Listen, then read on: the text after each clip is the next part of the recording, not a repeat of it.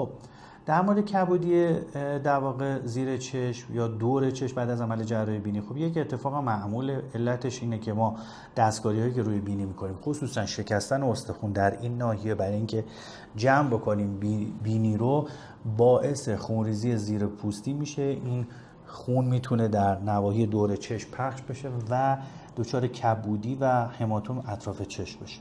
معمولا در عرض 2 تا 3 روز این پیشرفت میکنه. از روز سوم کبودی و هماتوم به سمت کمتر شدن میره، جذب میشه و معمولا بعد از 6-7 روز درصد قابل توجهی از اون ریزالف میشه. موندن اون معمولا 2 الی 3 هفته ممکنه طول بکشه که اون بسته به اون پروسه در واقع جذب اون کبودی است که از همون اول میتونه اون کبودی به رنگ سبز و بعد به رنگ زرد تبدیل بشه و بعد از 2 الی 3 هفته در واقع ناپدید بشه. برای بهتر شدنش توصیه بر اینه که داروهایی که ورم رو کمتر میکنن استفاده بشه. ما یه سری پمادهایی مثل لافرر صورتی رنگ هست ازش استفاده میکنیم، توش آرنیکا داره، رزماری داره، باعث کمتر شدن کبودی ها میشه. یه قرصی هم هست به اسم آناهیل که عصاره برومولین داره، همون عصاره‌ای که در داخل در واقع آناناس هست و اونم کبودی و ورم رو بعد از عمل جراحی کمتر میکنه.